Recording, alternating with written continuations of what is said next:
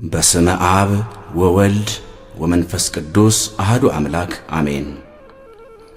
በመላው ኢትዮጵያና በተለያዩ ክፍለ ዓለማት የምትኖሩ የልዑል እግዚአብሔር ቤተሰቦች የእመቤታችን የቅድስተ ቅዱሳን የወላዲተ አምላክ የድንግል ማርያም ወዳጆች በያላችሁበት የእግዚአብሔር ሰላም ከእናንተ ጋር ይሁን እያልኩኝ ይህንን የምህረት አብ ቲዩብ የሚለውን የዩቲዩብ ቻናል ሰብስክራይብ በማድረግና የደወል ምልክቷን በመጫን በመላው ዓለም በገጠሪቱ ኢትዮጵያና በተለያዩ ክፍለ ዓለማት የማደርጋቸውን መንፈሳዊ ትምህርቶች፣ ስብከቶችና እንዲሁም ዝማሬዎችን እንድትከታተሉ መልእክቴን አስተላልፋለሁ።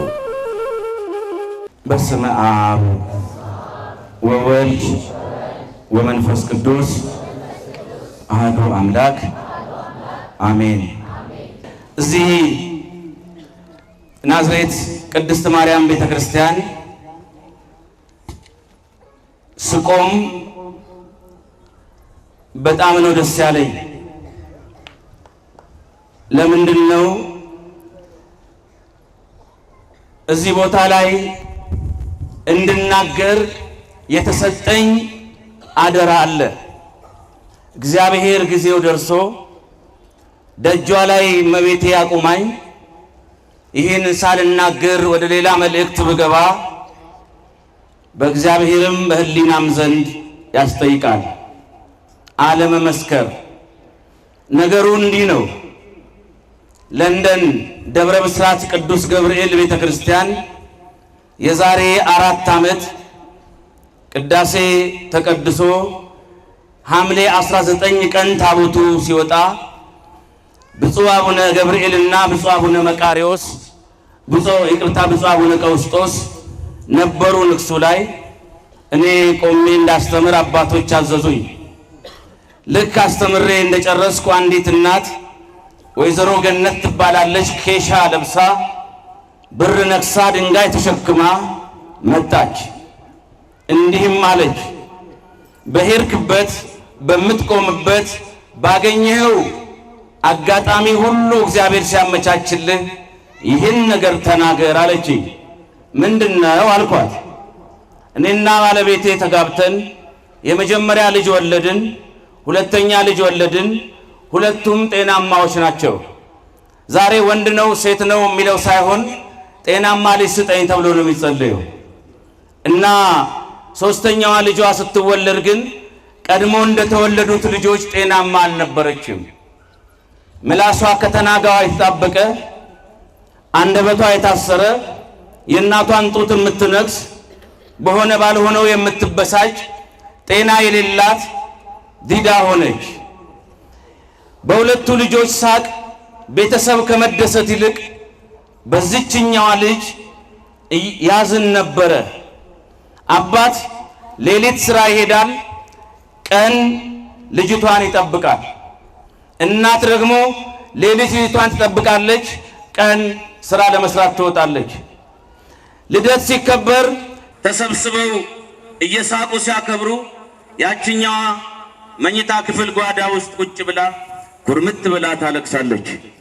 ስለዚህ የቤተሰብ ሐዘን ዕለት ዕለት እየጨመረ ልባቸው እየተሰበረ መጣ። ያልሄደችበት ሐኪም ያልዞሩበት ምንም አይነት ቦታ የለም። ገንዘባቸውን፣ ጊዜያቸውን፣ ዕውቀታቸውን የሚችሉትን ሁሉ አድርገዋል። በሮች ሁሉ ተዘጉባቸው። የልጃቸው ጤንነት መመለስ አልቻለም። መጨረሻ ላይ እናት ነገሩ ሲመራት ለባሏ ሳትናገር ብርን ብላ ጠፋች። ትሙት ትኑር የት ትሂድ አይታወቅም። ብቻ ጠፋች ጠፋች ጠፋች። 7 ቀን ሆነ። አባት ጤናማ ልጆቹ፣ ጎረቤት ተጨነቀ። ያቺ እናት ቀጥታ ለካ የመጣችው ኢትዮጵያ ነው። ከኢትዮጵያም ናዝሬት ቅድስት ማርያም ነው። ናዝሬት ቅድስት ማርያም መታ ሌሊት መታ ሰዓታት ደርሶ ኪዳን ደርሶ ቅዳሴ ከተሰናበተ በኋላ ያቺ ሴት አልወጣችም። ካህኑ ማን እንደሆኑ ስማቸውን ባላውቅም ካሉ ሊያግዙኝ ይችላሉ። ሴትዮቱ በሰጠችው ያቺ እናት በሰጠችው ምስክርነት ቁጭ ብላ ዝም ብላ ታነባለች። የምታለቅሰው ድንግል ማርያም ልጇን ታቅፋ ያለችበት ስዕል ስር ሆና የልጄን አንደበት ፍቺ፣ ልጅሽን በሰላም ታቅፈሽ እኔ ሰላም አጥቻለሁ፣ ዛሬ ከቤትሽ አልወጣም ብላ ዝም ብላ ታለቅሳለች። እንባዋ በጨው የተቀመመው ፈሶ ፈሶ ፈሶ አለቀ። እንደገና እሽ ደም ማልቀስ ጀመረች። እኛ ካህን ውጪ ሰዓቱ ደርሷል ሊሉ ጉልበትና ድፍረት አላገኙም። ይልቁንም እንባዋንና ሐዘኗን ስላዩ ቁጭ ብዬ በጸሎት ላግዛት ብለው እሳቸውም ጸሎት ቀጠሉ። ያቺም እናት እየየ እያለች እንባዋን ማፍሰስ ቀጠለች። ፍረድ፣ አምናሃለሁ፣ ትችላለህ፣ የድንግል ማርያም ልጅ ኢየሱስ ክርስቶስ እመብርሃን እንቆቅልሽን አስፈችልኝ፣ ልጅሽ አንቺን ይሰማሻል። የዶኪማስን ጭንቀት አንቺ እንዳስወገድሽ የኔንም ጭንቀት አስወግጂ፣ አለዛ ከቤትሽ እንደማልወጣ መጨከኔን ለልጅሽ ንገሪው አለች። ዝም ብላ ማልቀስ ሆነ። እሷ እዛ እያለቀሰች በዛ ቅጽበት ለንደን ይሄ ፒካድሊ የሚባል ሰፈር ላይ አባትየው የታመመችውን ልጅና 2 ጤናማ ልጆቹን ይዞ መኪና ይነዳል። ኋላ ጀርባውን መታ መታ የሚያደርገው እጅ ከጀርባው ተሰማው። ማን ነው ሲል አባዬ እኔ ነኝ፣ የምበላው ምግብ ስጠኝ።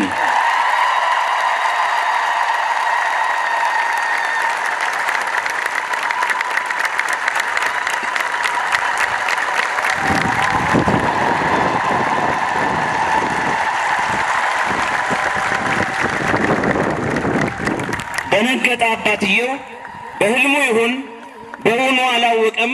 ደነገጠና ዳር ይዞ አቁሞ ጤናማዎቹ እናንተ ናችሁ ያናገራችሁኝ ወይስ ማን ነው ሲባል እህታችን ነች አሉ። ከዛ አባዬ የምበላው ምግብ ስጠኝ እርቦኛል፣ እናቴስ የት ሄዳ ነው አለችው።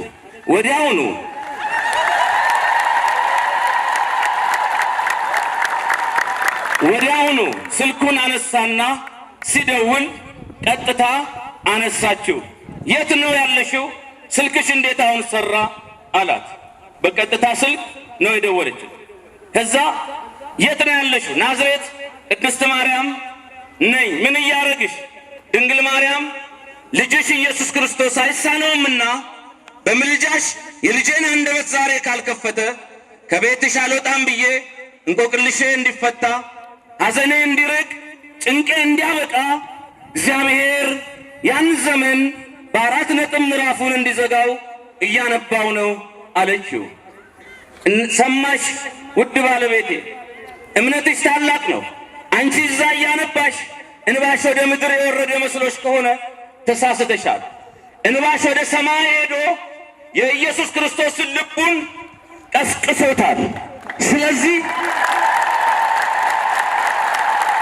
ሄዶ አንኳኩቷል። አንኳኩ ይከፈትላችኋል ያለ ጌታ በሩ ተንኳኩቷል። አንቺ እዛ ስትጸልይ ድንግል በምልጃ የልጃችን አንደበት አስከፍታ ጸሎትሽ ተሰምቷል።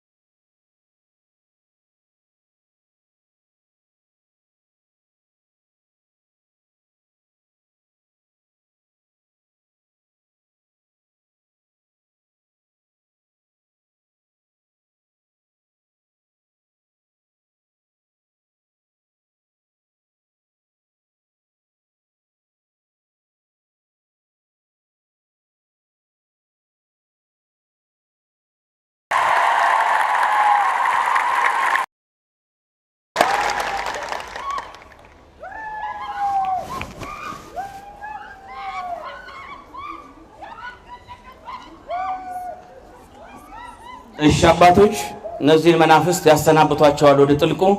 ክፉ መናፍስት የእግዚአብሔርን ኃይል የእመብርሃንን የተሰጣትን ብርሃን መቋቋም አይችሉም፣ ይጨነቃሉ።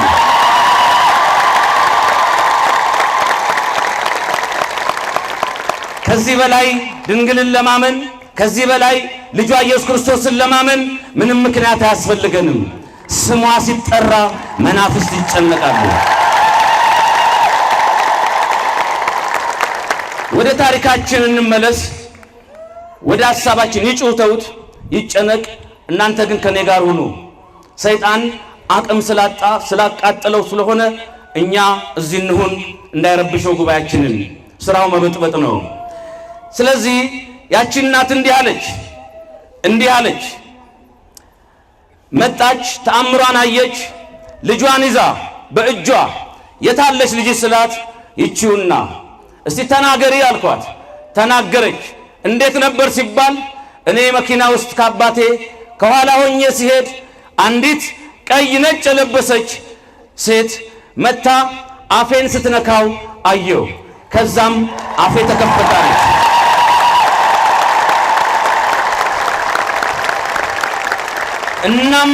እናማ እባክህ ምህረታ በሄድክበት በቆምክበት አንድ ቀን ደግሞ እግዚአብሔር ፈቅዶልህ ናዝሬት ቅድስት ማርያም ሄደ ደጇ ላይ ለመመስከር እግዚአብሔር ድሉን ከሰጠህ ቤቷ ውስጥ የሆነ ተአምር ነውና ዓለም እንዲያውቀው ይሄንን ቦታ ይሄንን ተአምር የዚህም ቦታ ቃል ኪዳን መስክር አለችኝ። ዛሬ ተፈቀደልኝ። ተአምሯን ተናገርኩ።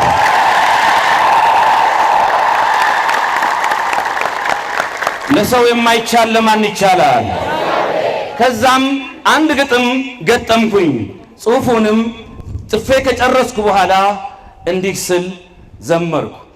አምኜ ታምኜ ባንቺ አማላጅነት ስዕልሽ ፊት ቆሜ ስል ኪዳነ ምሕረት አድርገው ቆጠሩኝ ምንም ያላወቀ መዳን እንደማይችል ተስፋው እንዳለቀ በእመቤቴ ምልጃ ልቤ በማመኑ ተገልጧል በኔ ላይ የእግዚአብሔር ማዳኑ። ገልጬ ማነበው አትጠይቁኝ ጥቅስ እዩና እመኑ የልቤ ሲደርስ።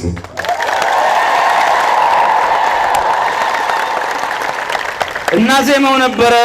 ብዙ ዘማሪያን ወንድሞቼ አብረውኝ የመጡ ስላሉ የነሱን ሰዓት እንዳልሻማ እነሱ ይዘምራሉ። ወደፊት እኔ ሌላ ጊዜ ዘምረዋለሁ። ለዚህ ቤተሰቦች የደረሰች እመብርሃን በምልጃዋ ለሁላችንም ትድረስ።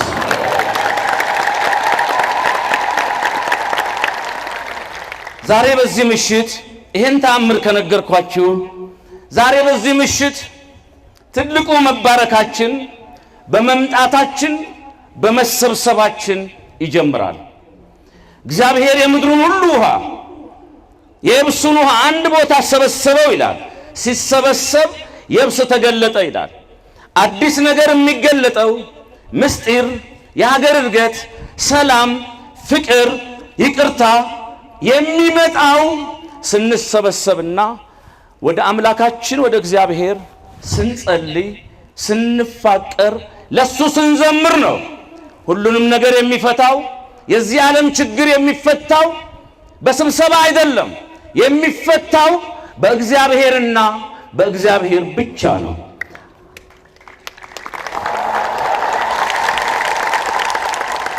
እና ይሄ በመምጣታችሁ ተባርካችኋል። ይህ የማንቂያ ደወል ታላቁ አሁን አዲስ አበባን ክፍላተ ሀገራትን በሙሉ ከፍተኛ ንቅናቄን በመፍጠር ኦርቶዶክሳዊ ማዕበል ሆኖ ማንም ሊያስቆመው በማይችል መንገድ የተነሳው ይህ የማንቂያ ደወል አውራ ዶሮ ካልነቃ አያነቃም። ክርስቲያንም መጀመሪያ ካልነቃ ሌላውን አያነቃምና ወደ ሰማይ የሚደረገው ጉዞ ይችን ሐዋርያዊት የሆነች ቅድስት ቤተ ክርስቲያናችንን ከአባቶች እንደተረከብን ጠብቀን አደራ ሳንበላ ለመጪው ትውልድ ለማስረከብ አሁን እኛ አደራ አለብን። አደራ በል ትውልድ እንዳንሆን በማንቂያው ደወል ሁላችንም አገልጋዮች እንደምታያቸው አብረውኝ የመጡት መምህር አስቻለው ከበደ፣ ወንድማችን ኤርሚያስ አሰፋ ወንድሜ፣ ታናሽ ወንድሜ፣ ሊቀ መዘምራን እስጢፋኖስ ሳህሌ፣ ሊቀ መዋዘ ጥበባት መዋዘ ስብሐት ልዑል ሰገድ ጌታቸው፣ ዘማሪት አዜብ ከበደ፣ ዘማሪ ብርሃኑ ተረፈ፣ ዘማሪ ቴዎድሮስ፣ በመሳሪያ የሚጫወተው ወንድማችን ሳሚ፣ የዘነጋቸው ካሉ ብዙ ናቸው። እንዲሁም ደግሞ ከአዲስ አበባ ሰሞኑን ባለፈው ጊዜ አብረውኝ ማታ እንዲቁጭ ብለው ወንጌል ሲማሩ ጠዋት በቤተ ክርስቲያን ደጃፍ ሌሊት ላይ በቤተ ክርስቲያን ደጃፍ ሕዝብ ጠብቁ ተብሎ በተሰጣቸው መሳሪያ ሕይወታቸው ያለፉ በሰማዕትነት የሄዱ እየዘመሩ ኃይለ እግዚአብሔር ነው እያሉ በተዋህዶ ርስት በቃል ኪዳኑ ታቦት ፊት እንደ ናቡቴ ደማቸው የፈሰሰ ወደ እግዚአብሔር የሄዱ ወጣቶች አሉ። በረከታቸው ይደርብን። ከነዛ መካከል አብዛኞቹ እዚህ መሃል ያሉት ዛሬ አብረውን የመጡት ተመተው ቆስለው ደማቸውን እያንጠባጠቡ እነዛን ሲረዱ የነበሩ ከዛም በኋላ ቀብሩን በስነ ስርዓት አስፈጽመው እንደገና ለወንድሞቻቸው የመታሰቢያ ጉባኤዎች እያደረጉ ሳይደናገጡ መሞትን ተመኝተን ነበር የዛን ቀን፣ ግን እግዚአብሔር አልሰማንም። ለሃይማኖት መሞት በምን ዕድላችን ብለው አይኸው የበለጠ አጽንቷቸው መከራው አብረውኝ እዚህ የመጡ የ22 የ24 የኡራኤል የቦሌ መድኃኔዓለም የየካ ሚካኤል ወጣቶች አጠቃላይ ክብር ይገባቸዋል። እግዚአብሔር ያክብራቸው። ስለዚህ መበርታት ነው። ለገዳዩ እግዚአብሔር ልብ ይስጠው። የሞተው የገደለው እንጂ የሞቱትማ ወደ ክርስቶስ ሄዱ። እኛንም ሰበሰቡን፣ እኛንም አበረቱን። ምናልባት እዚህ ጨረስን ሲሉ እዛኛ እንጀምራለን። ምድርን ሲቀሙ ሰማይን ይሰጡናል። በመግደል ክርስትና የሚጠፋ ሳይሆን እየበዛ እያበበ የሚሄድ ነው። በዘመናት እንዳየነው የክርስቲያኖች ደም ለክርስትናው ተክል እንደ ውሃ እንደ ወንዝ ሆኖት እንዲያብብ አደረገው እንጂ ክርስትናን እንዲጠፋ አላደረገው። ክርስቶስ ለቤተ ክርስቲያን የገባላት የተስፋ ቃል አለ። ይሄን የተስፋ ቃል ሁላችሁም እንዳትረሱ በዚህ ምሽት ላሳስባችሁ ላስገነዝባችሁ የምፈልገው በሁሉም ቦታ እያስተላለፍኩት ያለው ወቅታዊ መልእክት ምንድነው ብትሉኝ፣ ክርስቶስ ለቤተ ክርስቲያን የገባላት የተስፋ ቃል አለ።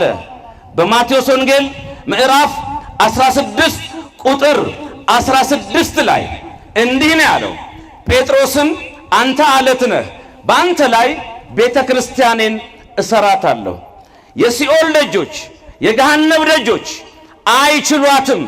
እኔ በአንተ ላይ የምመሰርታትን ቤተ ክርስቲያን በደሜ መሰረቷን በደሜ የማደርጋትን ቤተ ክርስቲያን የገሃነም ደጆች የሲኦል ደጆች አይችሏትም።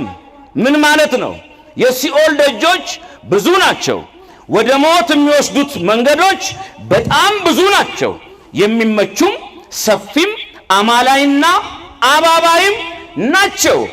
ጨለማ ሆነው ሳለ ብርሃን ይመስላሉ። ገደል ሆነው ሳለ ሜዳ ይመስላሉ። ሞት ሆነው ሳለ ሕይወት ይመስላሉ። ጭንቅና ጠብ ሆነው ሳለ ሰላም ይመስላሉ። ፍቅር ያላቸው ይመስላሉ። ግን አድብቶ ነዳፊና ተናካሾች ናቸው። ብዙ የሲኦል ደጆች፣ ብዙ የሞት መንገዶች አሉ። የሕይወት መንገድ ግን አንዲት ናት አለ። እሷም ኦርቶዶክስ ተዋህዶ ወደ ገነት ወደ መንግሥተ ሰማያት መርታ የምትወስድ። እንዲህ አለ፣ የገሃነም ደጆች አለ፣ ይቺን መንገድ የገሃነም ደጆች አለ አይችሏትም። ምን ማለት ነው? ይነኳታል፣ ይተኩሳሉ፣ ይገላሉ፣ የፈለጉትን ያደርጋሉ። እቺ የክርስቶስ ሙሽራ እቴጌዋ ቤተ ክርስቲያን የተገባላት ቃል ኪዳን አትነኪም የሚል አይደለም። መነካት ይኖራል፣ ትነካለሽ፣ ነገር ግን ውጤቱ አይችሉሽም ነው። በፈለገው መንገድ ብሄድ አይችሉሽም የሚል ቃል ኪዳን ስላለ እንደው ልፉ ቢላቸው ይለፋሉ። በዘመናት የጠቢባን ጥበብ፣ የኃይለኞች ኃይል፣ የምሁራን ዕውቀት፣ የእግዚአብሔር የለሾች ፍልስፍና ተዋህዶን ሊያጠፋት አልቻለም። የኮሙኒዝም ርዕዮተ ዓለም 50 ዓመት ዓለምን ምስራቅና ምዕራብ ብሎ ለሁለት ከፈለ።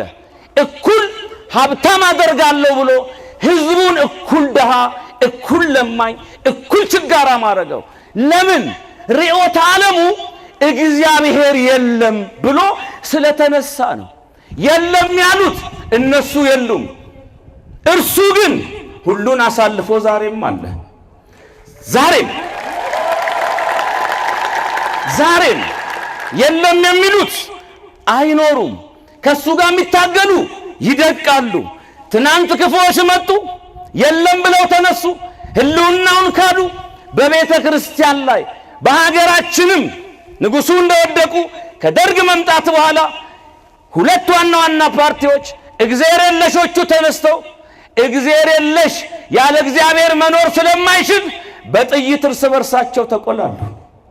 የኢትዮጵያን መከራ እንዲብስ አደረጉት። በቤተ ክርስቲያንም ላይ መጠነ ሰፊ ጥቃት ተደረገ። ያም ብቻ አይደለም። ከዛም በኋላ የመጡት ደግሞ ከደርግ መውደቅ በኋላ እነዋት ልባን ዕጣን በጤሰበት ቦታ የፋብሪካ ጢስ እንዲጤስ አደረጉ። እነሱም ሄዱ። የጊዜ ጉዳይ ይሆናል እንጂ እግዚአብሔር አምላክ ከተነሳ ታግሶ ዝም ብሎ ከተነሳ የተከማቹብን ጠላቶች ሁሉ አይደለም ለእጁ ለጣቱም አይበቁም። እሱ እግዚአብሔር ነውና እና ክርስቶስ አለ የገሃነም ደጆች አለ አይችሉሽም። ሊቁ ቅዱስ ዮሐንስ አፈወርቅ ምን አለ? ዲያብሎስ አለ በቤተ ክርስቲያን ላይ ቀስቱን ወደረ፣ አስወነጨፈን፣ ፍላጻውን ተኮሰ፣ ዝናሩ አለቀ። ቤተ ክርስቲያንን ግን አልቻላትም። ለምን? እግዚአብሔር አምላክ በዘመናት ሰይጣን በዘመናት ቀስት የመወርወር ልምድ አለው። ክርስቶስ በዘመናት ቀስት የማጠፍ። ሁለቱን ልዩነቱን አስቡ። እግዚአብሔር እንደ ፈሪ አይደለም። ጠላት ገና ሲያስብ ፈሪ ሰው ምን ያደርጋል? ገና ሲያስብ ይመታዋል፣ ይደፍቀዋል፣ ይጥለዋል። ተነስቶ ደግሞ ይጎዳኛል ብሎ እጁን ይቆርጣል። ይሄ ሰውዬ ከተነሳ አይለቀኝም ብሎ እግሩን ይቆርጠዋል። እንዲህ ያለ ይጨርሰዋል። ፈሪ ነዋ። ክርስቶስ ግን ያስብ አለ፣ ይታጠቅ አለ፣ ይምጣ አለ፣ ይተኩስ አለ። ግን አጥፈዋለሁ ቀስቱን አለ። የኛ አምላክ እግዚአብሔር እንዲህ ነው። አትነኩም አላለንም። የኦርቶዶክስ ተዋህዶ እምነት ተከታዮች መሆናችን ክርስቲያን መሆናችን ላለመነካት ዋስትና አይደለም። የእግዚአብሔር ልጆች ለምን እንዲሆን ለምን ተገደን? ባለፈው ጊዜ ቲሸርታችንን አስወልቀውን እንደዚህ አሉ ወጣቶች በቀደም እና እንዴት ዝም ትለናል እንዴ? ቲሸርታችሁን አባቶች ቆዳቸውን ነው የተገፈፉት። ተመስገን በሉ እንጂ ይሄ እኮ የምጣር መጀመሪያ ነው። ይምጣ ከዚህ የባሰም። ሰይጣን በጠረጠርነው ነገር አይፈትነንም። የፈለገውን ያምጣ። ቆራጥ አቋማችን ካየ ሰይጣን እኛ ጋር አይደርስም። እያስፈራራን አይኖርም። ክርስቲያን መሆናችን ያለ ችግር እንድንኖር ዋስትና አይደለም። ክርስቲያን መሆናችን ችግር ሲመጣ ግን በእግዚአብሔር ማለፍ እንደምንችል ዋስትና ነው። ክርስቲያን መሆን ማለት ላለመውደቅ ዋስትና አይደለም። ወድቆ በእግዚአብሔር ለመነሳት ግን ዋስትና ማግኘት ነው። እኛን የመሰሉ ክርስቲያኖች ያለ ችግር ውለው እንዲያድሩ እንፈልጋለን አይደለም። ስንዴ ካልበሰበሰች አብባ አትነሳም። ክርስቲያንም በመከራ ውስጥ ካላለፈ ሕይወቱ ያማረ አይደለም። ሩቅ ምስራቆች ምን ይላሉ? የበሰበሰ እንጨት አይቀረጽም ይላሉ። እኛ በመከራ ከተቀረጽን ችግር፣ እስራት፣ ስደት፣ ስድብ፣ መከራ ከደረሰብን ሕይወት አክብረናለች ማለት ነው። የሺህ ዘመን መጽሐፍ መሆን የምንችለው መከራና ስቃይ ችግር ሲደርስብን ነው። የትኛውም ሐዋርያ ዙፋን ላይ ቁጭ ብሎ ከተማ ቁጭ ብሎ ዝም ብሎ በቴሌቪዥን መስኮት ላይቭ ያስተላልፈ ጸደቀ የተባለ የለም። በክብር ሰረገላ ላይ ዙፋን ላይ ቁጭ ብሎ ተጨብጭቦለት ተሹሞ ክርስትናን የመሰረተ የለም። ቆዳቸው የተገፈፈ፣ እጃቸው እግራቸው የተቆረጠ፣ አንገታቸው የተቆረጠ ለአናብስት እየተሰጡ ጧፍ ሰም እያጠጧቸው የምናበራውን ጧፍ የነሱ ምሳሌ ነው። እንደ ጧፍ እያበሯቸው በድንጋይ እንደ እባብ እየቀጠቀጧቸው እየቆራረጡ እንደ ሽንኩርት እየላጡ ጸጉራቸውን እየነጩ በወፍጮ ጭምር እየፈጯቸው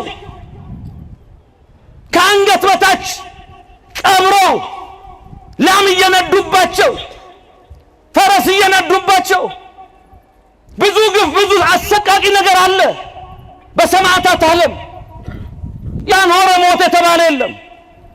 ዛሬ እኛ ስለ ክርስትና ስለ ማህተብ መከራ መገፋት ችግር እየደረሰብን ከሆነ ተመስገን አምላኬ ለዚህ ክብር በቃው ወይ?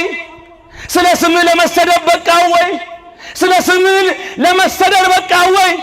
ልንገራችሁ፣ ሰይጣን በጣም ልምድ አለው፣ የጦርነት ልምድ አለው። ዝም ብሎ በነፃ የሚዋጋ እንዳይመስልህ። አይዋጋህም፣ በነፃ አይዋጋህም። ሰይጣን ከተዋጋህ የተደገሰልህ ወይም የተጋገረልህ እንጀራ ሸቶታል። ያንን እንዳትበላ ነው የሚዋጋ። ውጣ ከቤተ ክርስቲያን፣ ተው ማተብ በጥስ፣ ዝም በል፣ እውነትን አትናገር። ምን አጋተረህ? ልጆችህን አሳድግ፣ ስራህን ስራ። ያሸሽሃል። ውጊያ ከመጣብን ውጤቱ ድል ነው። ድልን ካየ ሰይጣን እንዳታሸንፍ ይዋጋሃል። ክርስቲያኖች የተደገሰልን ሸቶታል። መከራ መጣብን እንዳንበላው። ሰይጣን ስጋችን አይደለም ይነክ ነፍሳችንን፣ ልባችን፣ አስተሳሰባችንን ሊጎዳው ይፈልጋል። ስለዚህ እኛ በመከራ መበርታት መጽናት አለብን። የፈለገ መከራ ይመጣል፣ ግን እንዳይመስላችሁ ያልፋል። ክርስትና ያለ ዋጋ እዚህ አልደረሰችም፣ ያለ ዋጋም ለነገ አትደርስም። የሮማ ቄሳሮች በየዘመናቱ ተነስተዋል። 10 የሮማ ቄሳሮች ክርስቲያን መሆን ክር ማሰር በኢየሱስ ክርስቶስ አዳኝነትና ቤዛነት ማመን ወንጀል ነበር። እስከ 4ኛው መቶ ክፍለ ዘመን እስከ ቆስጠንጢኖስ መምጣት፣ እስከ መክሲሚያኖስ መክሰር፣ እስከ ንግሥት እሌኒ ዘመን ወንጀል ነበረ።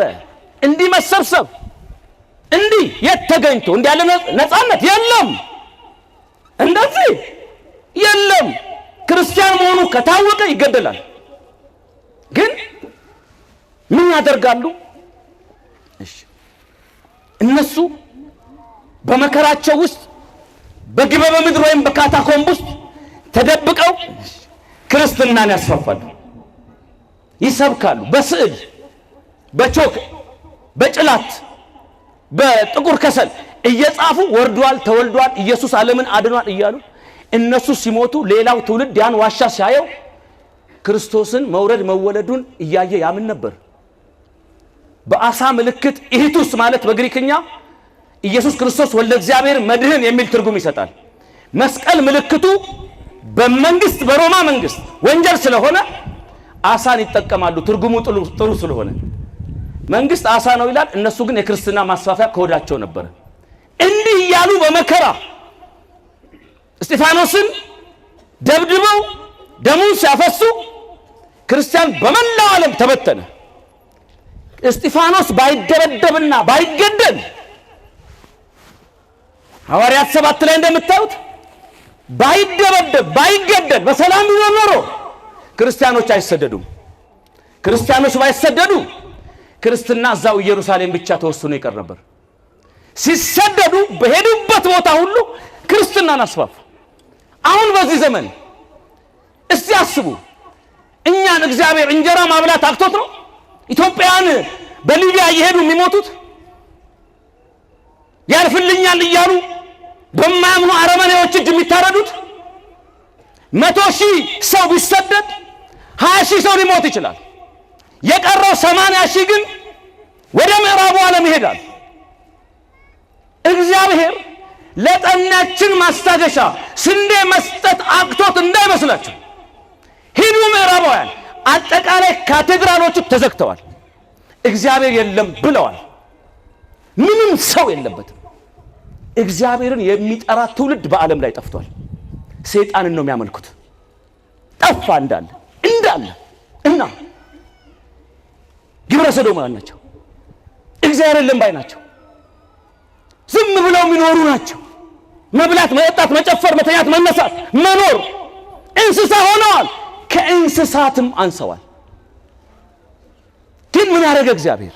ሂዱ በሁሉም ዓለም፣ እኔ ከጥቂቶች በቀር ያልኩበት የለም። በሁሉም ዓለም ከዚህ በሊቢያ በሉት፣ በፈረንሳይ፣ በሜክሲኮ፣ በተለያየ ስደት በመከራ ተርፈው የገቡት ልጆች ቤተ ክርስቲያን ሰርተው ካህናት አባቶች አስመጥተው ታቦት እያከበሩ ትምህርት ቤት ከፍተው መርጌቶች አምጥተው ድቁና ቅስና እያስተማሩ በሰው ሀገር ላይ ነጮቹ ጭምር ክርስቲያን ሆነው ዲያቆን ሆነው እየቀደሱ እየቆረቡ ከበሮው፣ ጸናጽሉ፣ መቋሚያው፣ ማህሌቱ፣ ሰዓታቱ፣ ዝማሪያችን ኦርቶዶክሳዊ የሆነው ነገር ሁሉ በመላው ዓለም ላይ ሄዶ ተዋህዶ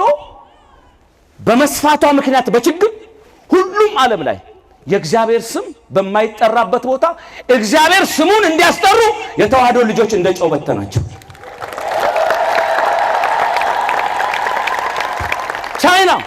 ቻይና አሁን ጉባኤ ጥሩ ነው። ቻይና ታስባላችሁ፣ ጃፓን ታስባላችሁ። 7-8 ሆኖ ኑ እያሉ ነው። በነሰል ያልገባበት የለም ኦርቶዶክሳዊ ስም። ይሄ ብቻ እንዴ! አይታችኋል። በቀደም በተባበሩት አረብ ኤምሬትስ ዱባይ አይታችኋል ምን ሲደረግ እንደነበር። እዛ ቦታ ላይ የኢትዮጵያ ኦርቶዶክስ ተዋህዶ ቤተክርስቲያን ይሄን የመሰለ ትልቅ ቤተክርስቲያን ካቴድራል የምትሰራበት መሬት ወስዳለች። በቀደም አይደል አይታችኋል።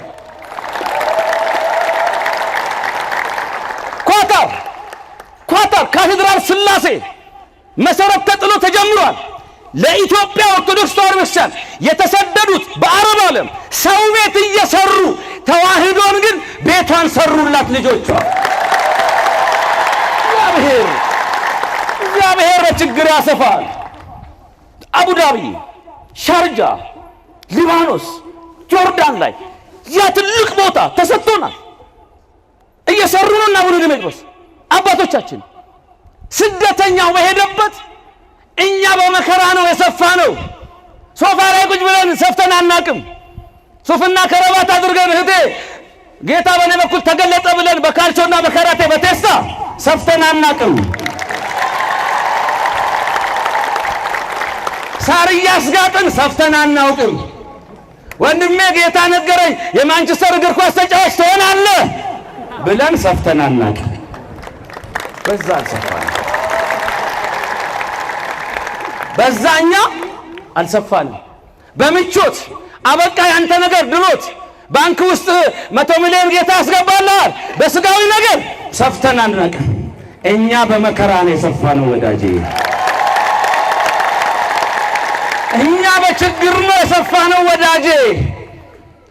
አባቶችህ ገዳማውያን ጤዛ ልሰው ድንጋይ ተንተርሰው ጸባጋንንቱን ድምፀ አራዊቱን ታግሰው እየጸለዩ እያነቡ ከ24 ሰዓት አንድ እንኳን የማይበሉ ሌሊት ማህሌት ቆመው ኪዳን አድርሰው ከዛ ቅዳሴ ቀድሰው ከዛ ታቦት ተሸክመው ታቦቱን አክብረው ከዛ ሕዝብ አስተምረው ከዛ በኋላ ሕዝቡን ባርከው ከዛ በኋላ ደጀ ሰላም ገብተው ዝክር ዘክረው ከዛ በኋላ ደግሞ የታመሙትን ጠይቀው ከዛ ለሰርክ ጸሎት መጥተው የሚያርፉበት ጊዜ ሳይኖራቸው ያገለገሉህን አባቶችህን ካህናትን ጠልተህ ሄድክ። ከዛሳ የራሱን ፎቶ ለጥፎ ለወጥ እንኳን ማይሆን ዘይት አንዳንድ ሺህ ብር የሚቸረችርልህ ጋር ተንበረከክ። ይበልህ እጅህን ያገኘኸው። እምዬ ኦርቶዶክስን ጥለህ ሄደህ ምንም አዲስ ነገር የለም። የሄደውም ተሸውዶ ጸጽቶታል። እንዴት ልምጣ ብለው አፍረው ነው። ይመጣሉ ደግሞ እግዚአብሔር ያመጣቸዋል። ልላችሁ የፈለኩት ከርዕሴ እንዳልወጣ በምቾት አልጋ ባልጋ ዓርብ የለ ሮብ የለ ጾም የለ በደስታ ምናምን እኛ ጋር እሱ የለም። ደስታማ በዓለም ውስጥ ነው። እኛ መከራችን ጥቂት ጊዜ ነው፣ ደስታችን ግን ለዘላለም ነው። እንደምዬ ኦርቶዶክስ ተዋህዶ ምንም የለም። በመከራ በችግር ውስጥ ለምን ያርክ ሲባል ኦርቶዶክስ ችግሩ በዛ፣ መከራው በዛ። ሰዓታት ቅዳሴ ማለት ወይ ቅዳሴው ሲረዝም ወይ ስብከቱ ሲረዝም ወይ ጾሙ ብዛቱ ይጥራላችሁ። ከዛሳ ጾም በዛ እና ለዚህ ነው እምነቴን የቀየርኩት ወዳጄ። ከዛ ዛይርና መብላት ይጀምራል። ለምን አጾምም? ጌታ እንደ ጾሞልኛል።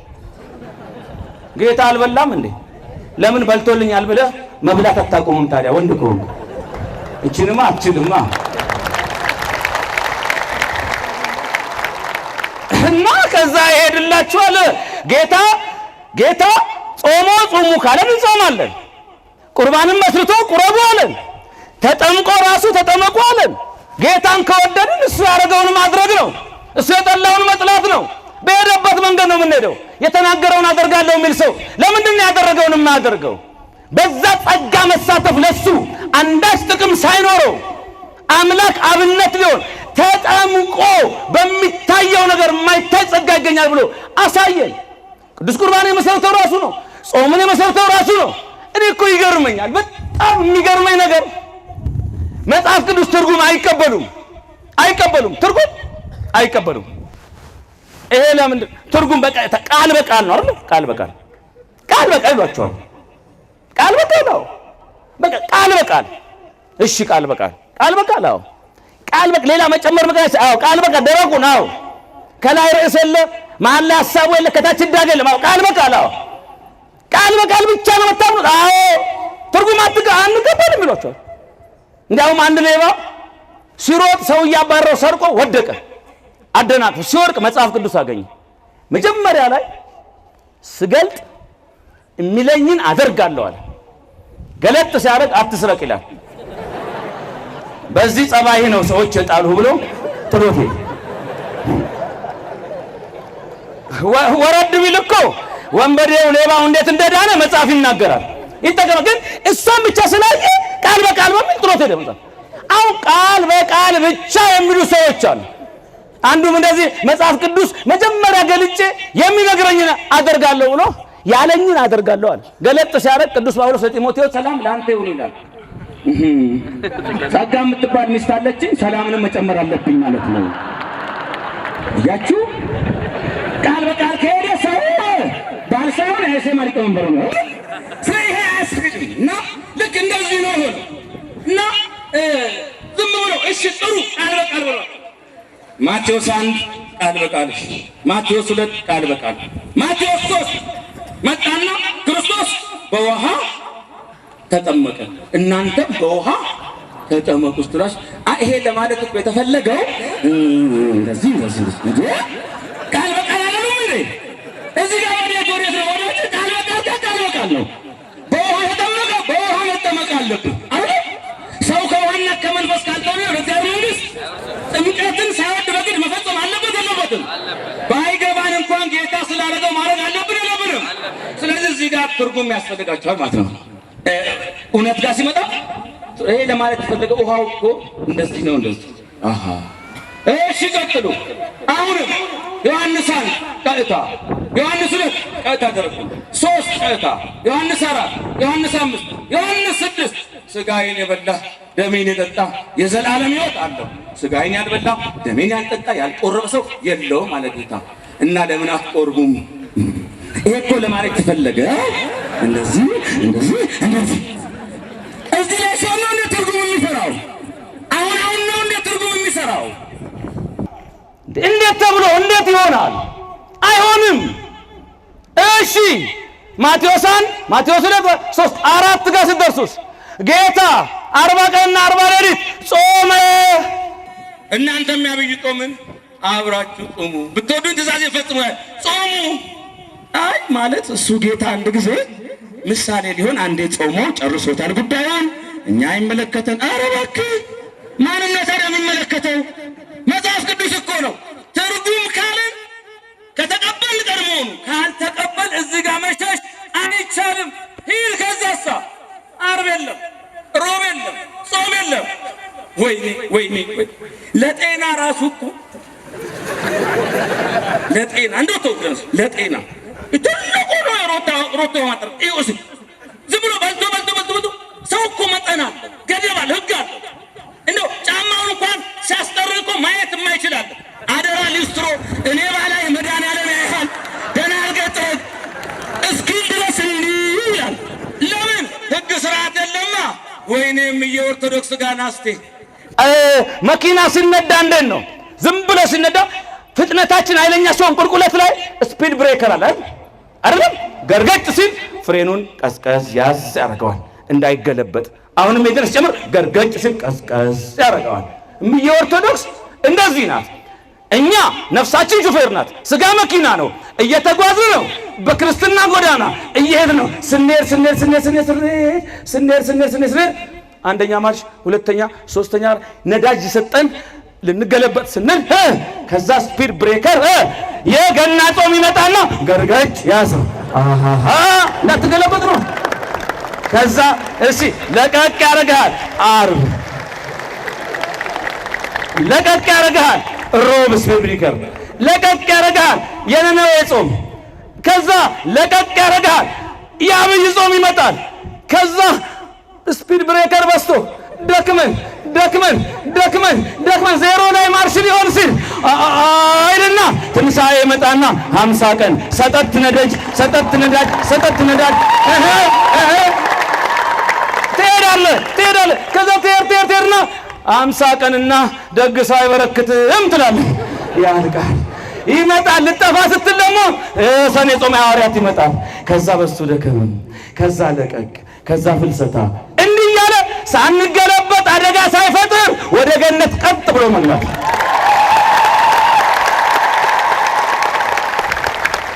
አያችሁ፣ ይቺ መንገድ በመከራ ውስጥ በችግር ውስጥ ነው።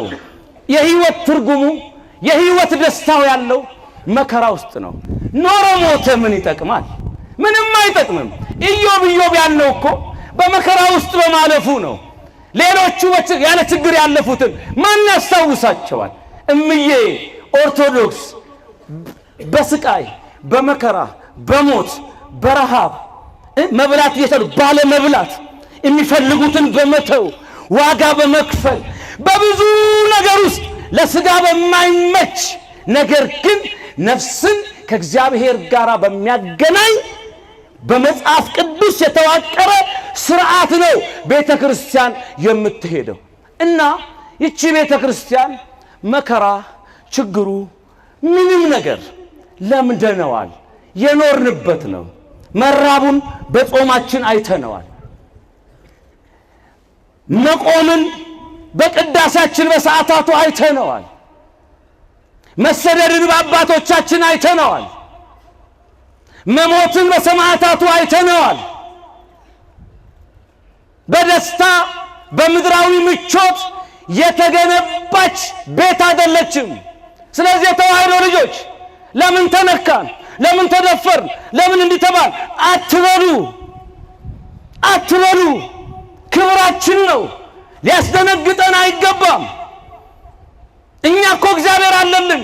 በእኛ ውጊያ አይደለም እንዲያበዛ ነው። በሰራዊት አይደለም የሁሉ ሰራዊት የመጣው። ይሄ ሁሉ እስዩት የተዋህዶን ሰራዊት የትኛው አበል ተከፍሎ ነው? አልተመቸውም የተቀመጥክበት ቢሮ ቤት ጥሩ ሶፋ አለ። እህቴ አንቺም እንደዛው። ግን ቁጭ ያረጋችሁ አንድ ኃይል አለ የገዛችሁ ገና በዘመን እንደ ባህር ዛፍ ሲቆረጥ የሚፈላ አንድ ኃይል አለ። መለኮታዊ ኃይል አለ። በቃል ኪዳን የታሰረ በዘመን የማይሻር በአረፍተ ዘመን የማይገ ይገታ አለ ቃል ኪዳን። እኛ አይደለንም ቤተክርስቲያንን ተዋክተን ባፈሙዝ ለዚህ ያበቃናት። ልንገራችሁ እንዲያውም የእግዚአብሔርን በቀል የሚያዘገየው የኛ ተልካሻ በቀል ነው። እኛ ብንበቀል በስድብ ነው ወይ አካልን ጎርተን ነው። እግዚአብሔር ቢበቀል ግን ልብና ኩላሊትን እየመረመረ የጽድቅ በቀል ነው የሚበቀለው። ፍትህ ያለው እሱ ጋር ነው። እግዚአብሔር መንገድ ካለቀቁለት አይሰራም። መንገድ ሲለቁለት ይሰራል። የኛ አምላክ እኛ እንኳን ነገሩን ብንተው ራሱ ከሶ ራሱ ይፈርዳል።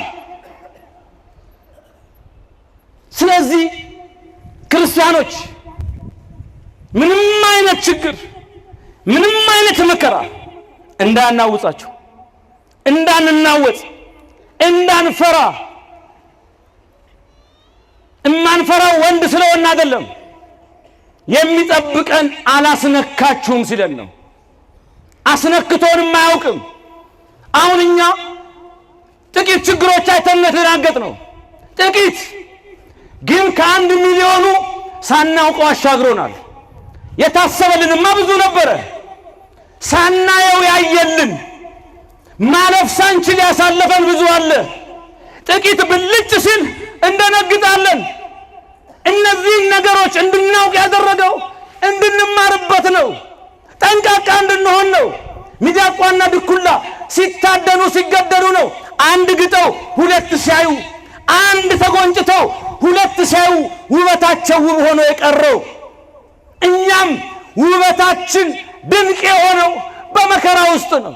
ከዛ ውጪ ማንም ምንም ሊያደርገን አይችልም። እግዚአብሔር ካልጣለን ሰው አይጥለንም። ልንገራችሁ ዋናው እሱ አይጣላን። ዋናው እሱ አብሮን ይሁን።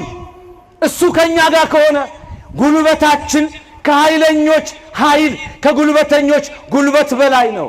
ኔሮን ተጨምሮ ንጉሠ ነገሥቷ ሮማም አልቻለቻት በጦር ሰራዊቷ።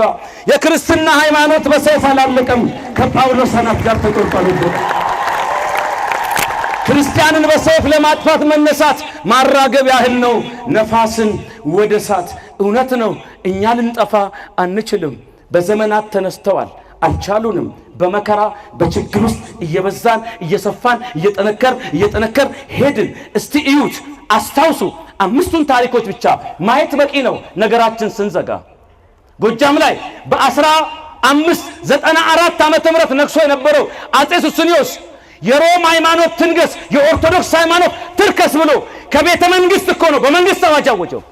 በጋዜጣ በዘመኑ በነበረው በነጋሪት በጥሩምባ አዋጅ ካሁን በኋላ ኦርቶዶክስ ሆነ ብትገኝ አበቃል ተብሎ እኮ ታውጆብናል።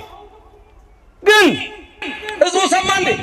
እንደ ዛሬ ዘመን ወጣ በመከራው እና አባ ስምዖን እና አባ ዩልዮስ እና አባ አፈ ክርስቶስ እነ ማህሌተ ጴጥሮስ ያው ጊዜ ባታውያኑ ከየዋሻው ወጥተው አዋጅ የኦርቶዶክስ ክብሯ ተነስቷል። ከየዋሻው ውጣ ሰማዕትነት እንዳመልጥ ምን ተብሎ ታውጆ ለህዝቡ?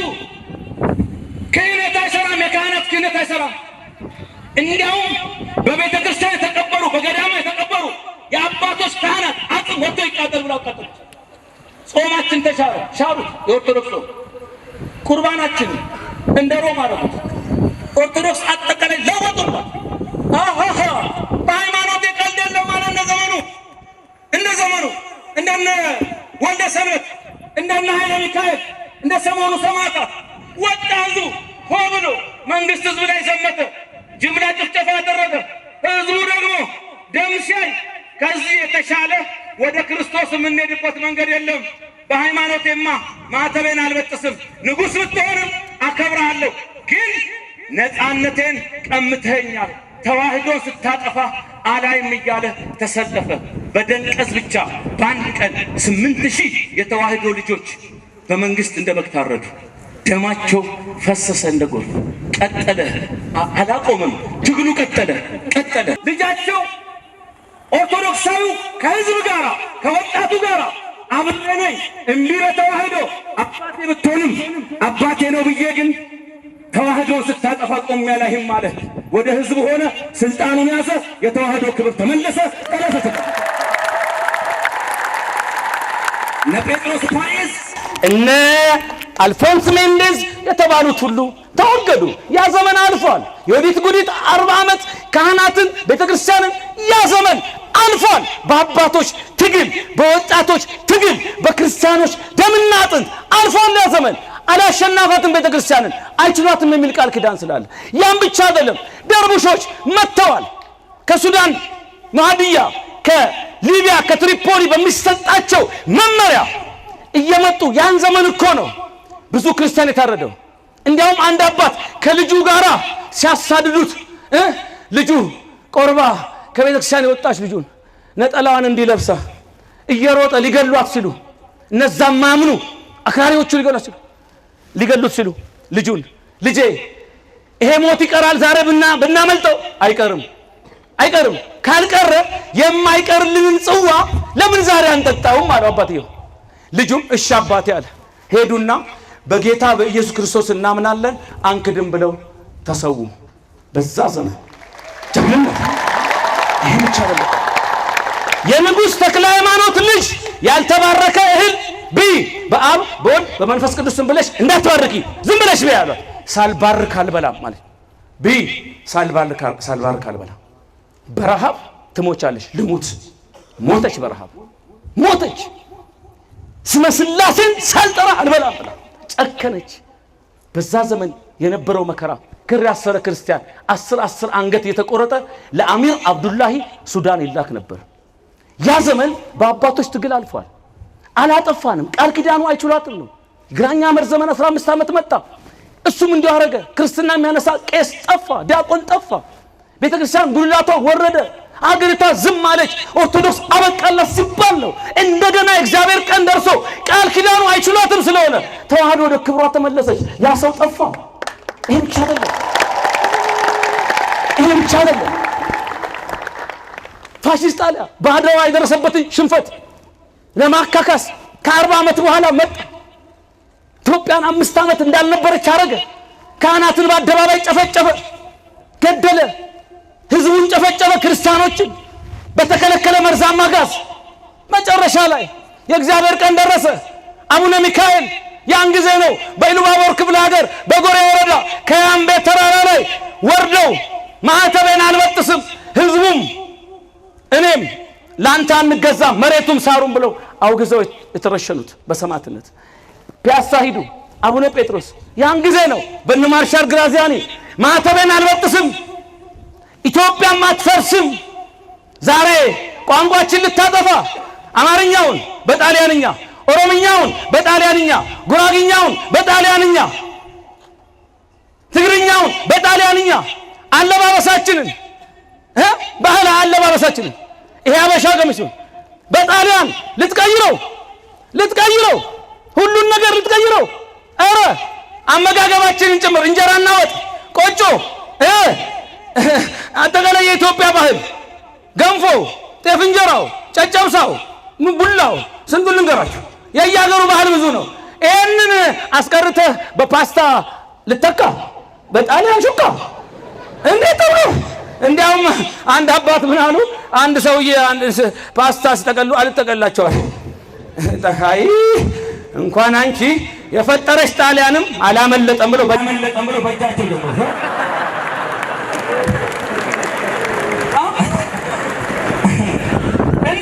እንደዛ ሊተኩብን ማለት ነው። የኛን ነገር ሊያጠፉ መጡ።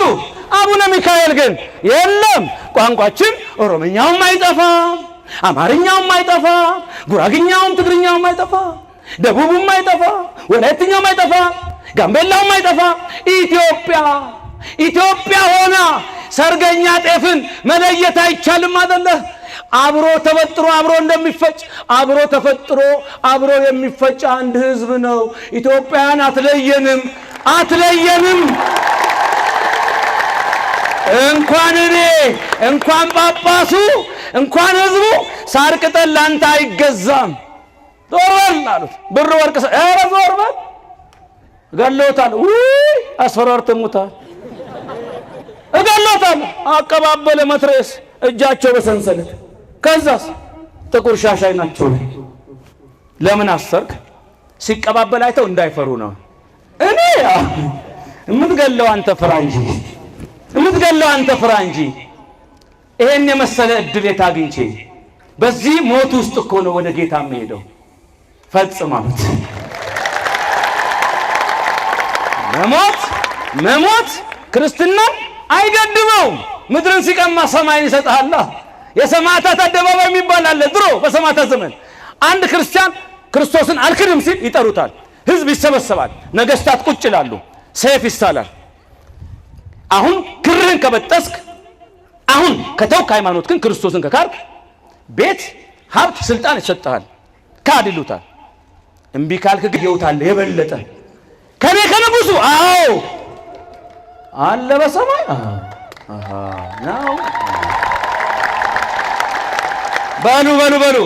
በሉ ጨርሱት ሰው ያየ እየከታተፉ ሲገሉት ደስ ይያለው ይሞታል ከዛ ህዝቡ አይቶ እንዲፈራ እኮ ነው ክሩን እንዲበ አንድ ሁለተኛ ክርስቲያን አልሆነም እንዲል ያ ያለዙ ይገረም እንዴ ገዳይ ያጣውን ደስታ ሟች እንዴት ደስ ይያለው ሞተ የሆነ ጥቅምማ ቢኖር ነው ሰማይ የሆነ ጥቅም አለ ግድ የለም አለ ያላየነው ነገር አለ ንጉሥ ሆይ እንኳንኛ ልንክድ እነሱ ባመኑት በጌታ በኢየሱስ ክርስቶስ አምነናልና ምንም ማድረግ አይቻልም ይሉት የደም ሰማዕታት ናቸው ክርስቲያኖች ጽናት ስብከት 100 ሰው ቢሰብክ ጽናት 1000 ሰው ይሰብካል 10000 ሰው ይሰብካል በጽናታቸው ሰበኩ ዛሬ እኛ በቃል እኔ ከምሰብከው በላይ የናንተ ጽናት ይሰብካል የናንተ እዚህ ቁጭ ማለት ይሰብካል የናንተ ማህተረን አልበጥስም ብላችሁ በዚህ ምሽት ይሄንን አውደ ምህረት ስፍራ እስኪጠብ ድረስ በውጭም በግቢም ሞልታችሁ መቀመጣችሁ በሃይማኖት መጽናታችሁ የበለጠ ይሰብካል በርቱ እግዚአብሔር ያበርታችሁ ጨረስኩ ነገር ሐሳቤን ስጠቀልል በአጠቃላይ እነዛ ሁሉ ዘመናት አልፈዋል ከዛም በኋላ ብዙ መከራዎች መጥተዋል በየዘመናቱ ቤተክርስቲያን አታልፍም እናሳልፋት የሚሉ ግን ያልፋሉ አሁን እኛ ያያናለነው ቤተክርስቲያናችንን እምዬ ኦርቶዶክስን እኛ የሰው አንነካም እናከብራለን የኛንም እኛ የሰው አናንቋሽሽም የኛንም እኛ የሰው ሄደን አናፈርስም የኛንም እኛ የሌሎች ሃይማኖቶችን አንሳደብም የኛን ካህናትም እኛ የሌሎች ሃይማኖት እንትኖችን አናቃልልም የኛንም አባቶች ስናከብራችሁ አክብሩን ስንወዳችሁ ተከባብረን አንድ ሀገር ውስጥ በሰላም በመስታወት የተሰራ ቤት ውስጥ ያለ ድንጋይ ቢወረውር ወደ ራሱ ነው የሚዘረገፈው ተንጋለው ቢተፉ ተመልሶ ካፉ ነው ድንጋይም ቢያጎኑት ተመልሶ ካህናት ነው ስለዚህ ተከባብረን በሰላም እንኖር አይ ብለው ቤተክርስቲያን ቢነኳት ግን እኛ ምን ችግር አለ ከታጠቁት መሳሪያ በላይ ከወታደር በላይ እደለም ከስልጣን በላይ እንባ የሚባል መሳሪያ አለ ይሄንን እንባ በጨው የተቀመመ እግዚአብሔር በዘመናት መድኃኔ ዓለም በዘመናት ውቅያኖስ ሲሻገር እናውቃለን አንድ ዘለላ እንባ ግን ሲሻገር አይተናናቅም አልቃሽን እግዚአብሔር አያልፍም ከዓለም አንደኛ ገናና የነበረውን የፈርዖንን መንግስት ገርስሶ የጣለው ወታደር አሜሪካ ሩሲያ አይደለም ከራሔል ከተገፋ ልብ ውስጥ የወጣ የራሔል እንባ ነው ፍረድ ብላ ወደ ሰማይ ብትረጭ ተአምር ሰርቷል ክርስቲያኖች እንባቸው ከባድ ነው ሰው ስልጣን ቢኖርህ ጊዜ ቢኖርህ ዕውቀት ቢኖርህ ገንዘብ ቢኖርህ ሁሉን ማድረግ ስለቻልክ አታድርግ ከሁሉ የሚበልጥ ማን አለና ጨረስኩ እግዚአብሔር ንጉስ ነው ማን ንጉስ ነው ንጉስ ድል አድርጎ ሲመጣ ወታደሮቹ ሰላምታ እየሰጡ ይገባሉ የጦር ኃይሉ የምድር ኃይሉ የአየር ኃይሉ ይሄ አጠቃላይ ኮማንዶ ስንቅ አቀባዩ ሐኪሙ ሰላምታ እየሰጠ ያልፋል ንጉስ ዙፋኑ ላይ ነው የኛ አምላክ ክርስቶስ ዙፋኑ ላይ ነው በዘመናት በዘመናት እነ ሄሮድስ መጡ አለፉ፣ እነ ኔሮን መጡ አለፉ፣ እነ ታላቁ እስክንድር እነ ናፖሊዮን መጡ አለፉ፣ እነ ጋዳፊ የመጡ እነ ሳዳም ሁሴን የመጡ ሁሉም አለፉ። በአገራችን አፄ ዮሐንስ አፄ ቴዎድሮስ መጡ አለፉ አለፉ፣ አፄ ምኒልክ መጡ አለፉ፣ ኃይለ ሥላሴ መጡ አለፉ፣ ደርግ መጣ አለፈ፣ ኢህአዴግ መጣ አልፏልም አላለፈም። ሳክሽ ማለት ነው አዳሜ። ሌላ ሰማዕታት ፈልጋችኋል ማለት ነው። እስቲ ቸር ያሳፍረን። ምንም አላልንም አሉ። እዚሁ ይቅር። ማልፍ ግን አለ። ታሪክ ሲሆን እናወራው። ማልፍ አለ ማልፍ አለ። እሺ የፈለገ ሀብት ቢኖር ዝና ቢኖር ገንዘብ ቢኖር ሁሉ ያንተ ነው ውሰደው ቢሉህ ሁሉ ቀሪ ሁሉ ከንቱ የከንቱ ከንቱ የገደልክለት የተጋደልክለት ስልጣን ጉድጓድ አይገባም። ገንዘብህ አብሮ አይቀበርም። ስምህ አብሮ አይቀበርም። ቋንቋ አብሮ አይቀበርም። ምንም አብሮ ጉድጓድ የሚገባ የለም። ምንም ባዶ እየሳቀ የተወለደ አለ እንዴ? እያለቀሰ ለዚህች ዓለም አልቅሶላት ነው የመጣው። አንዴ ሲሞት ግን ቤተሰብ ያኔ እልል አለ ሲወለድ፣ ሕፃኑ ደግሞ ብሎ እያለቀሰ ወለደ። ሲሞትስ ቤተሰብ በውኡታ ሟች በዝምታ። አንዴ አልቅሷላ። ከመወለድ ቀን የመሞት ቀን ይሻላል። ወደ ፈጣሪው ወደ እግዚአብሔር ይሄዳል። ከሞትና ከግብር ነፃ የሆነ ማንም የለም። ገዳይም በሞት ይገደላል። አፈናቃይ ይፈናቀላል። አሳሪ በሞት ይታሰራል። አሸናፊ በሞት ይሸነፋል። ክንደ ብርቱ ለሞት ሞኝ ይሆናል። ሞት እንደሆነ ቀጠሮ አክባሪ ነው። አይቀርም አይቀርም አይቀርም አይቀርም። ብዙዎቻችን ቀጠሮ ስንሰርዝ እንውላለን። የፍርድ ቤት ቀጠሮ ከሆነ በጠዋት እንገኛለን፣ እንፈራለን። ያ የፍርድ ቤት ቀጠሮም ቢሆን የኢትዮጵያ እንድንወር ተሻግረህ ኬኛ ከገባ አይሰራም። ላያስጠይቅህ ይችላል።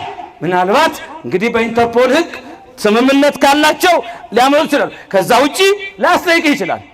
ማምለጥ ትችላለህ ከፍርድ ቤት ቀጠሮ። ከሞት ቀጠሮ ግን አይቻልም።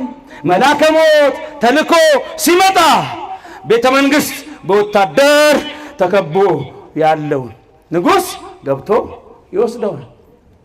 ድሮ በዛ ስናት እንዲህ ማለት የፈራነውን ቤተ መንግሥት በጠቅላይ ሚኒስትሩ ሞት ገብተን ጎበኛ ነው። ሞት የማይገባ ቤት ያስገባል። አሁን ሰው ሁሉ ወዶ ለቅሶ ለመድረስ ነው። በዚህች አጋጣሚ ቤተ መንግሥት ልግባ አይደል? እንደዛ ብሎ ነው የገባው። እንዲያውም አንድነት ምን አሉ? ተመስገን መድኃኔዓለም ምን ይሳናል? ነጠላቸውን እያረጉ ተመስገን ቤተ መንግሥት አስገባኝ። አይ አሁን መሪያችን ልንሰናበት ለቅሶ ልንደርስ ገባን። በጠቅላይ ሚኒስትሩ ሞት ቤተ መንግሥት ገባው። ደግሞ በማን ሞት ነው ሸራተን የምታስገባኝ? ተመልከቱ። ሞት ወዳጄ፣ ይሄ ግቢ ምን ይመስላል አይደፈርም የምትለው ግቢ ሞት ያስገባሃል። ጎርፍ ሰውነቱን እናጥበው እንደሃ ይወስዳል። አንድ ሰው መቼም በእብነ በረድ ቤቱን ሰርቶ ምን አስመስሎ አሸብርቆ ከዛሳ እንደተመረቀ መልአከ ሞት ቢመጣ ወይ አንድ ዓመት ሳልኖርበት ላራዝም ማለት አይችልም። ሚስት አግብቼ የጫጉላ ሽርሽር ላይ ነኝ ቆይ መልአከ ሞት ማለት አይችልም። አሁን ጊዜ የለንም አይደል? እግዚአብሔር በሞት ሲጠራን ቀጠሮ እናከብራለን። በፍቅር ሲጠራን ግን ቀጠሮ ማክበር አቃተን። ቀጠሮ ማክበርማ ወዳጄ አሁን ነው። እግዚአብሔር ያስቀመጠውን ዕቃ አይረሳም። ሞት መድኃኒት ነው፣ ለክፉም ለታመመውም ለሁሉም ሞት የሚባል አለ። ያልፋል። ይህ ዓለም ብትታሰር ያልፋል፣ ብትሰደድ ያልፋል፣ ብትገዛም ያልፋል። እማያልፍማ አንድ ነገር አለ። ጨረስኩ። እቺ ይዛችሁልኝ ግቡ። እማያልፍ አንድ ነገር አለ። ስትሞት ጉድጓድ አብሮ የሚገባ እሱን ያዝ። ዛሬ እሱን ይዛችሁ ግቡ። መቃብር አብሮ የሚገባ ማን ነው? ወንድምህ። ሰው ማንኛውም ሰው እግዚአብሔር የሰራው እሱ አብሮ ጉድጓድ ይገባል። ከዛስ ክርስቶስ ዳግም ሲመጣ ና በቀኝ ብራብ አብልተኸኛል፣ መቼ ብጠማ አልተኛል። ማቴዎስ 25 ብታረስ አልብሰኸኛል፣ ቤት ሰጥተኛል፣ መሬት ሰጥተኛል፣ እንግዳው የተቀበለኛል። መቼ ጌታ ሆይ ለወንድሞችህ ለእህቶችህ ለሰው ስታደርግ እኔ ሰው ውስጥ ነበርኩኝ። ለሰው ማድረግ ለእኔ ማድረግ ነው። የዘላለም መንግሥት ርስ በግራ ያሉት ርስ ለሰው አለማረግ ለኔ አለማረግ ነው። ሰው ሰድበሃል፣ ሰው ጠልተሃል፣ ሰው አልቀበልም ብለሃል፣ ሰው አሰድደሃል፣ እኔን አሰድደኸኛል፣ ግባ ለዘላለም ገሃነም። አብሮ ሰማይ ድረስ ሄዶ በጽድቅ የሚያኖርህ ወንድምህ ነው። ጌታ ሆይ አጭር ነህ ረጅም ነህ አለ ንጉሡ። ወፍራም ነህ ቀጭን ነህ ምን ትመስላለህ? እባክህ አንተ ንጉሥ ብቻህን ልታየኝ ትፈልጋለህ? ከህዝብ ጋር መቼ? ሐሙስ ስንት ሰዓት? 6 ሰዓት። አዋጅ! ንጉሥ በጸለየ ጸሎት ባቀረቡት መስዋዕት እግዚአብሔር ሊገለጥላቸው ነው። ምን እንደሚመስል ማየት የሚፈልግ መጥቶ ህዝቡ በሌሊት ሲሄድ ተራራ ላይ ነው። አንድ ጭቃ ውስጥ የወደቀ ሰውዬ እጁም እግሩም ተቆርጧል። እናንተ የት ነው የምትሄዱት? እግዚአብሔር ልናይ።